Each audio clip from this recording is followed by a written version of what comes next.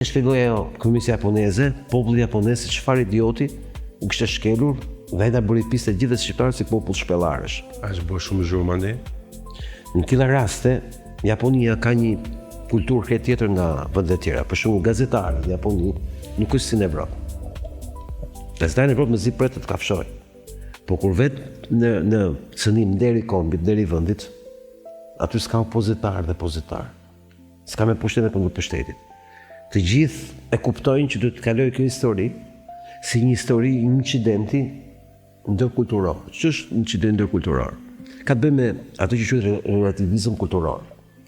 Kur vajtën europianët takuan njerëzit e një kulture tjetër, siç ishte rasti i Amerikës Latine, kur vajtën në Amerikë Qendrore, kur vajtën ca vende të Afrikës, kur vajtën ca vende të Azisë Veriut, këto për çfarë flasu, ca ishuj.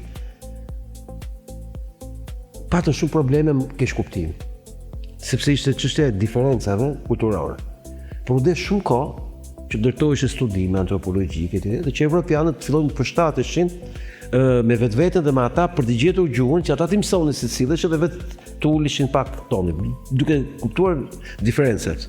Po këto ndodhin në një botë para 150 vjetëve, 200 vjetëve, 300 vjetëve. Ku do më dal? Do më të bësh fjalë për atë që në në kulturën orientaliste, në ideologjitë orientaliste, më të thotë dikush tjetër, thosh kishte të bëjë me popull të pazhvilluar, që do të trajtoheshin si popull të pazhvilluar. Për Shqipërinë nuk është një popull i pazhvilluar. Nuk gjen dot popull në Europë, që të ketë kanonin e Lugagjinit që të mëson protokollin e sjelljes.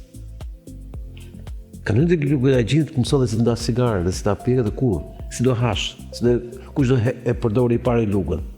Ne kemi një kulturë shumë